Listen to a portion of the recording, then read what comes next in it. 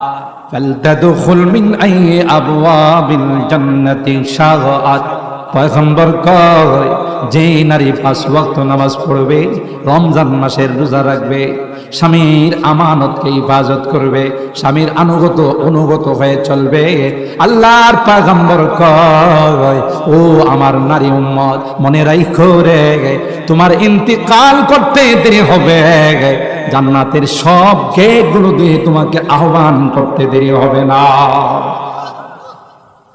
সব গেটগুলো দিয়ে বলবে হে আল্লাহর বান্দী আয় আয় আয়, তোর জন্য আমি জান্নাত লালাইতো, কারণ তোর উপর আল্লাহ রাজি রে, তোর উপর তোর স্বামী রাজি। সুবহানাল্লাহ জোরে বলেন। তাই আমি জান্নাত তোর উপর রাজি হয়ে গেলাম। একজন স্বামী যদি তার স্ত্রী অন্যের সঙ্গে কথা বলে, অন্যের সঙ্গে যদি সম্পর্ক কায়েম করে,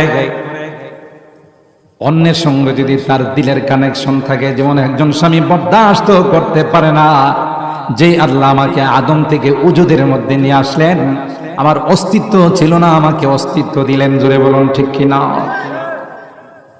এক একটা জিনিস যদি, এক একটা পাপ যদি নষ্ট হয়ে যায়, আল্লাহর কসম গোটা পৃথিবীর কোথাও আপনি অরিজিনাল তালাশ করে পাবেন না।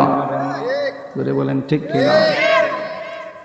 কানের শ্রবণ শক্তিটা যদি নষ্ট হয়ে যায়, আপনি যতই দামি মেশিন লাগান গো, অরিজিনাল ভাবে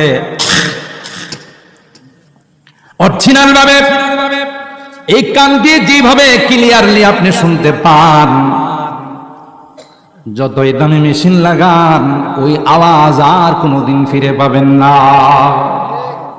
ঠিক চোখের যদি চলে যায়, চশমা দিয়ে দেখা যায়, কিন্তু আপনি আসল অরিজিনাল চোখ দিয়ে যেভাবে দেখতেন, চশমার পাওয়ার বাড়াইতে হয়, দিন দিন চোখের জ্যোতিটা কমে যায়, গোটা পৃথিবী তালাশ করলে আপনার জ্যোতি খুঁজে পাবেন না। জোরে বলেন ঠিক কিনা?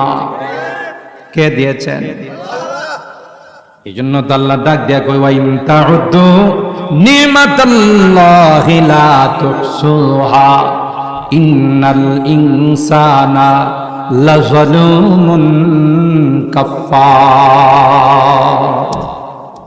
তোরা বড় নিমক হারাম রে, আমি তোদের যতই আদর করি তোরা আমার আদর বুঝোস না। সুবহানাল্লাহ বলে, আমার মহব্বত আর ভালোবাসা তোরা বুঝিস না। আমি যতই অপরাধ করিস তোরা